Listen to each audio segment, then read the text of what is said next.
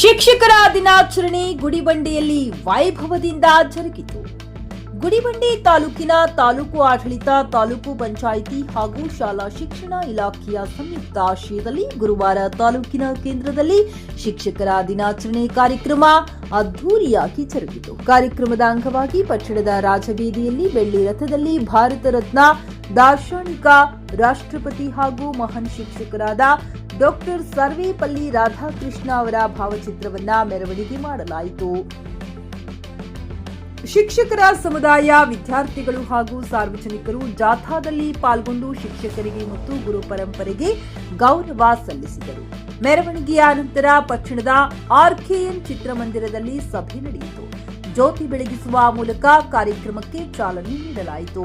ಸಭೆಯಲ್ಲಿ ಮಾತನಾಡಿದ ಶಾಸಕ ಎಸ್ಎನ್ ಸುಬ್ಬಾರೆಡ್ಡಿ ಅವರು, ಶಿಕ್ಷಕರು ಮಕ್ಕಳಿಗೆ ಕೇವಲ ವಿದ್ಯೆ ಕಲಿಸುವುದಲ್ಲದೆ ಚಿಕ್ಕ ವಯಸ್ಸಿನಿಂದಲೇ ಸಂಸ್ಕಾರ, ಬೋಧನೆಗೂ ಆದ್ಯತೆ ನೀಡಬೇಕು. ಇಂದಿನ ಕಾಲದಲ್ಲಿ ವಿದ್ಯೆಯ ಜೊತೆಗೆ ಮೌಲ್ಯಾಧಾರಿತ ಶಿಕ್ಷಣ ಅತ್ಯಂತ ಅಗತ್ಯವಾಗಿದೆ. ದೀರ್ಘಕಾಲದ ಬೇಡಿಕೆಯಾದ ಗುರುಭವನ ನಿರ್ಮಾಣಕ್ಕೆ ತೊಡಕುಗಳಿವೆ.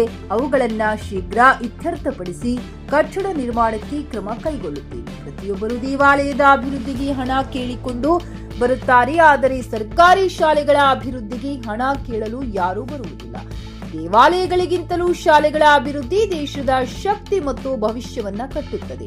ವಿದ್ಯಾದಾನ ಮಾಡುವುದು ಅತ್ಯಂತ ಪವಿತ್ರ ವೃತ್ತಿ. ಭಗವಂತನ ಕೃಪೆ ಇದ್ದಾಗ ಮಾತ್ರ ಶಿಕ್ಷಕರಾಗಲು ಸಾಧ್ಯ. ಆದ್ದರಿಂದ ಶಿಕ್ಷಕರು ದೇವರಿಗೆ ಸಮಾನರು ಎಂದರು. JN Krishnareddy, check news Kannada, Gudibande.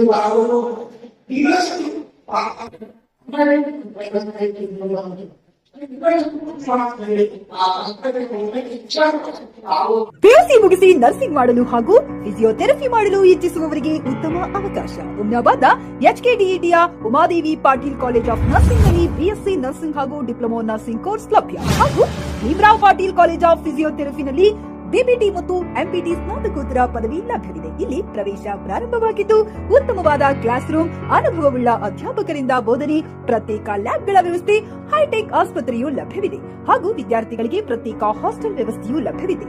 ಹಾಗಿದ್ರೆ ತಡೆಯಾಕೆ, ಹಿಂದೆ ಭೇಟಿ ನೀಡಿ.